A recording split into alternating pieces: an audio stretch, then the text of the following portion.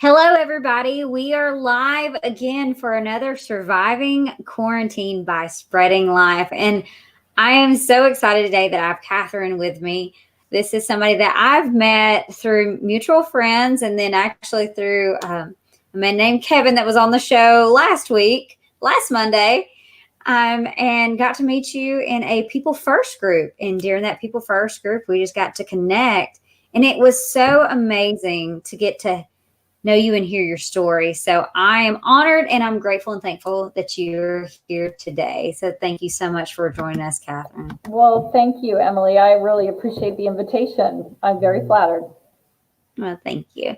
And so as everybody, I do want to, before we get started, continue to like, subscribe, and share, as our goal is to bring positivity to your news feed and give you some uplifting information that will lead to inspiration and possibly transformation during this time.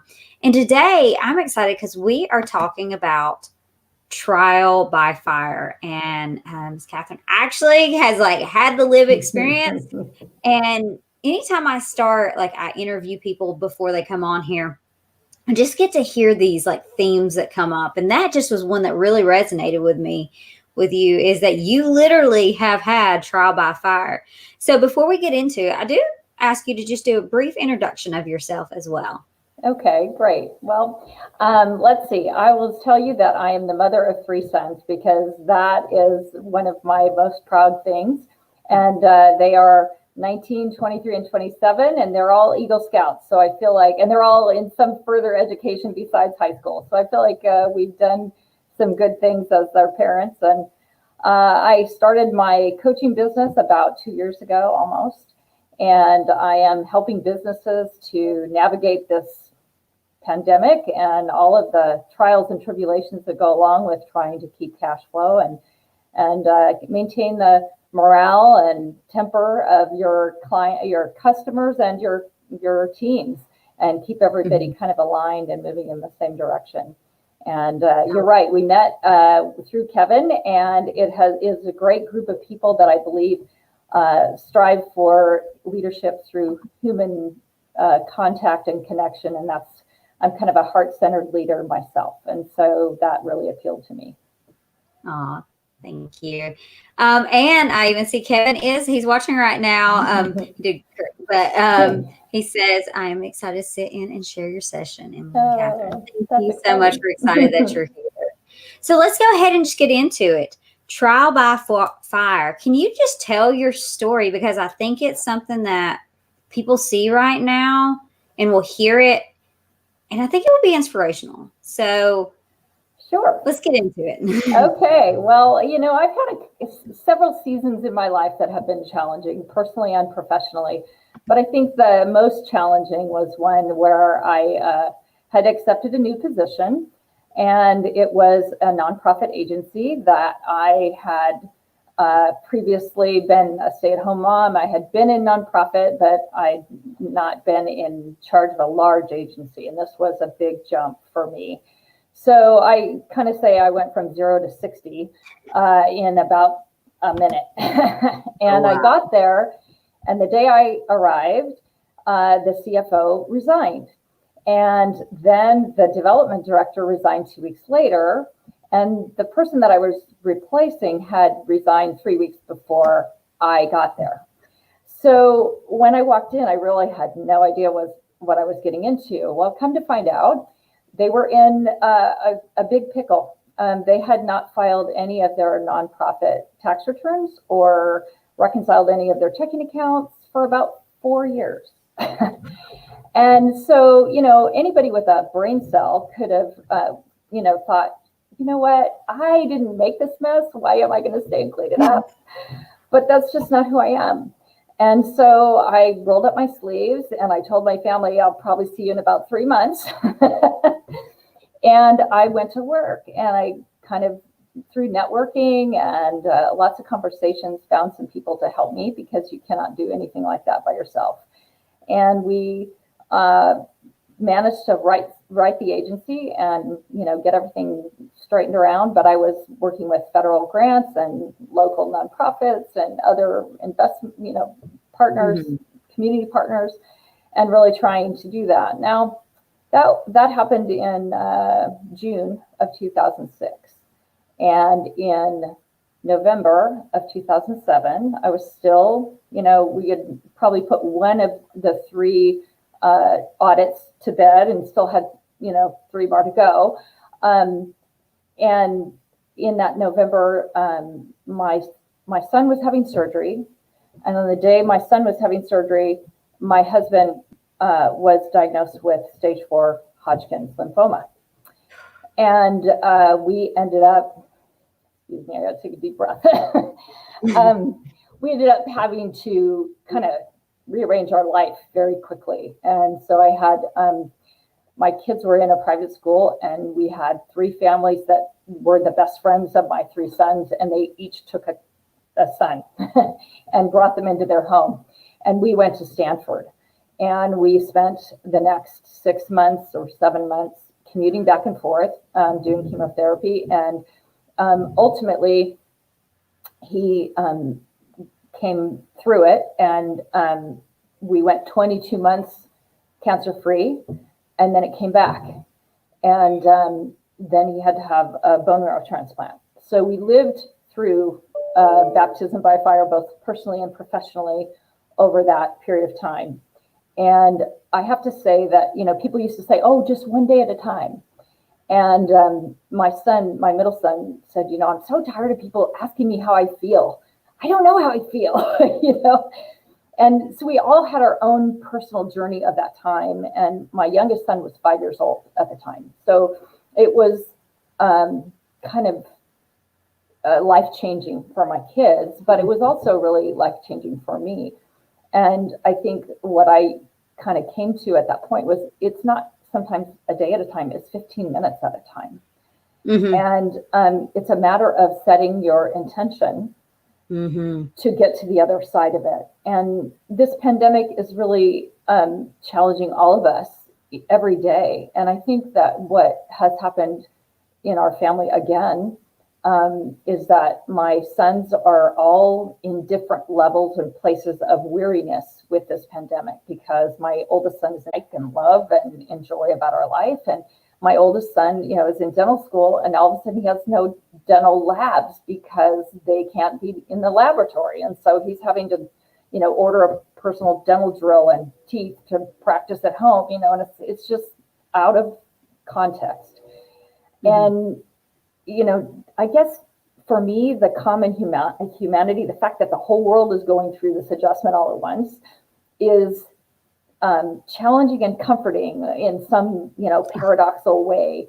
Mm-hmm. And I think the biggest message is, having gone through my own personal trial by fire when nobody else around me was going through it and everybody was helping us, is that I guess we all have to take it in our own way. And my path is to take it 15 minutes at a time, and to be vulnerable and to share those days and those times when it's not easy. I just was, telling you a minute ago that I just buried a very, very close friend last week to COVID-19. And she leaves college students and a husband and a life and a mother who had to bury her daughter. And it just is wrong. And it's so foreign. We are so privileged in America to feel like, we don't get attacked by disease and famine and all those things because we live in a privileged, first world country. And now we're dealing with something that we can't control. And I think the root of this is the anxiety of not being able to control your own destiny or your own freedoms, And so with that, I hear so many great things that come from it. One is that surrounding yourself with people and the importance of that. And then the other thing that I definitely hear, and I have such sympathy, but also empathy towards you during this time, is that you're open. What we always say is to be hot, humble, open, and transparent about it, because how your story can impact more people, and understanding that, and I've said it almost every one of these live streams, is we're not all in the same boat, but we're all in the same storm. And how are we dealing with it? So my question for you is, what were the biggest key lessons that you learned from your trial by fire, and how have you implemented them today? Well, the very first thing that came into my mind when you were saying that is humility, because I was described by many as large and in charge up until that point in my life. And I always had a solution. I could find my way out, and I could do it myself. And in that storm in my life, I had to accept help. I had to be, running an agency, standing by my husband, and I had these 3 kids. And so my challenge was to be present to all of them because they all needed me. They were all in their own storm. And there was no way to be 3 places at once. And so I had to really accept the kindness of strangers in many cases. I mean, people who in our community learned of our plight. I had someone that I hardly knew that owned a laundry service, and my kids all had to wear uniforms to school. And she just showed up on the door one day and said, "Okay, we're taking your laundry." And so for a year, all I had to do was put the dirty laundry in a bag and put it on the porch. And sometimes I wasn't even home to do that. I had to have somebody go to my house and do that for me. But I love that, because that was an incredible gift, but it was also really hard for me to accept.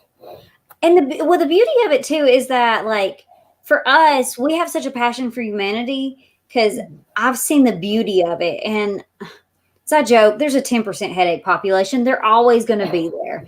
They're probably screaming loud enough to feel like the 50 and the 60%, but it's not. Most people are good. I feel like they are good, and they want to give good, and they want to be this beauty back to society and just make it better. But some people just don't know how. And so my question for you is, how have you seen the experience of humanity grow? Not only just in the trial by fire, but like now, how have you experienced humanity in the part that it has given you more faith and hope for what's to come? Well, first of all, I just look at the first responders, the people that are on the front lines taking care of everyone. And probably the biggest humble moment for me is watching friends of mine who are, making hundreds of masks and delivering them to the hospitals and delivering them to the firefighters and the ambulance and, all of the paramedics, everyone, so that they have, a backup plan and support. I think watching them take the risk of being on the front lines with people who are sick because they care, and putting their own families maybe an arm's length away so that they don't infect their own family, but they're staying and caring for those who need help. My friend who passed away, the doctor who was present at her bedside during the whole 34 days that she was on a respirator, posted on Instagram, on their personal Instagram, a tribute to my friend and to her family, and how much that watching her husband say to her as she was taken off the life support that her light will shine somewhere else in the next life. And how much it touched her heart, and how hard it was that every day they're surrounded with all of this, and how depressing it is, and yet how attached they were, and what a tribute to their family and the love that they had, and how much it made her commit that much more to taking care of as many people and saving as many as they can. And I think that, for me, that selfless act, I posted something on LinkedIn when this all started, because all of a sudden I had this moment that this was the first time in my generation, and even in my mother's generation, that anybody in America has had to curb their personal freedoms for the good of the country since the Greatest Generation, which would have been my grandparents. And I wondered, kind of out loud, what is our response going to be? The Greatest Generation sacrificed everything for our country and for the world's safety. Will we do that? Will we respond? And I feel very much like we will. I just think that we have to keep hope. This is a war is one thing, it has an end. A pandemic is a different thing. It's going to be a long journey. And keeping the momentum and the tenacity and the hope alive is going to be our challenge.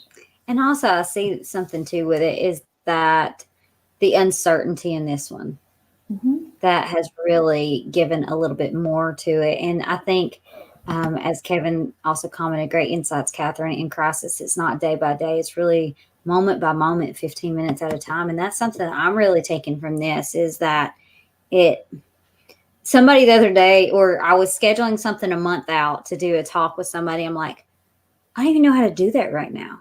Like, seriously, like, logically I can do it, but to have my content, it's minute by minute. It really is. It like, you can't even go by hour because it can change so quickly. And so I think one thing I do want to talk is being grounded in this space and how to be grounded, but yet be a visionary. What is advice that you would give for those type of people so that you can still have both and because you need vision to have that vision, you have to have hope. And I feel like they come hand in hand in how I believe that hope grounds you in both ways. So what would you say to that? I think leadership requires us to be resilient and to be the torchbearers of hope for the people that we lead. And, it means rolling up your sleeves and working side by side with those that are on your team and lifting them up even when they are not able to lift themselves up.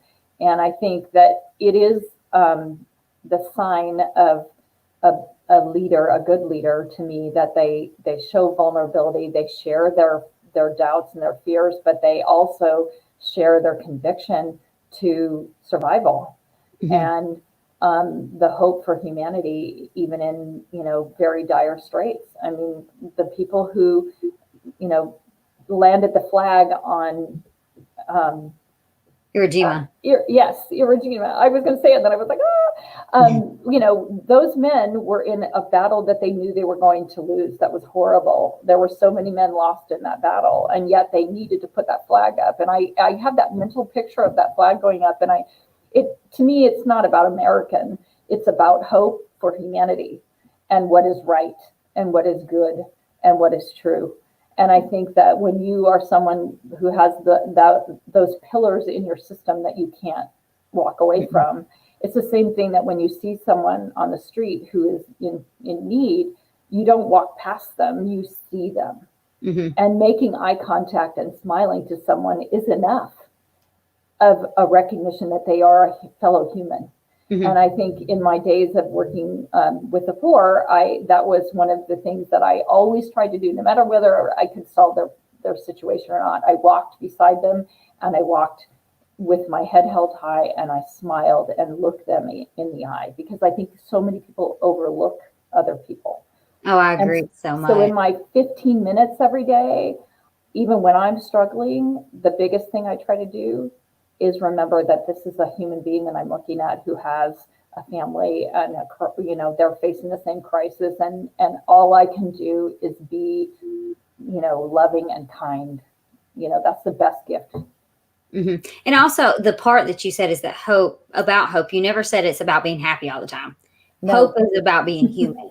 And I think that's an important part of it. And Kevin asked a question on this. What are some practical things you do to keep hope alive in a season of uncertainty? And I love the word season, because that's what it is. It's a season. Gosh, I love that idea too. So what is some practical things you do?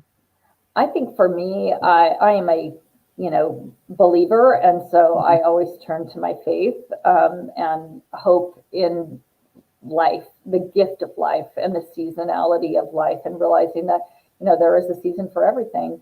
And for me, I look at my sons and I think, I have to keep moving forward, and I have to set a good example, or at least model the behavior that I want them to live with, which is that, if you put your mind to it and you put one foot in front of the other, you can walk through hell if it is required. You can do it. And I'll divvy on that. My faith is very big for me as well. And so my hope has always been in finding the certainty in the uncertain. And so in that aspect of it is that I know that I'm a human. I know how I've been designed. I know how the creator has created me. And so for me to go into that creativity space, how was I created?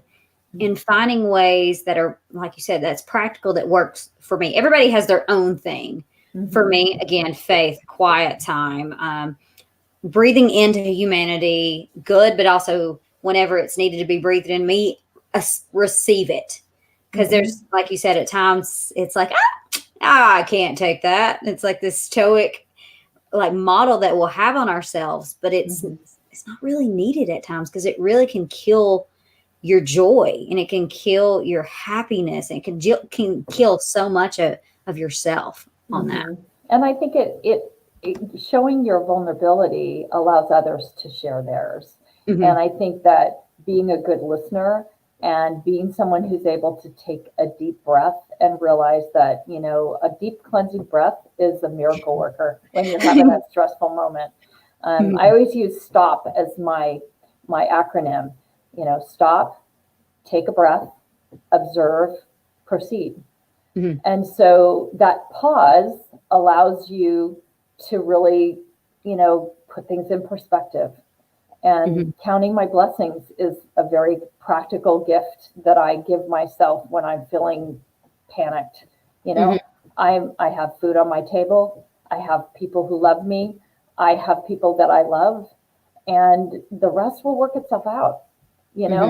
I agree. And that's my kids. I'll even say, like, they have a checklist, because I've seen the importance, like eating right and sleeping well is very, very important. I do want to say that. But for me, in my research and in my experience, gratitude is number one. Yeah. Because it's easy, it's quick, and you can do it. And how the physiology, what it is, the physiology. I won't get nerdy in that. But the point of that is that my kids have that on their checklist.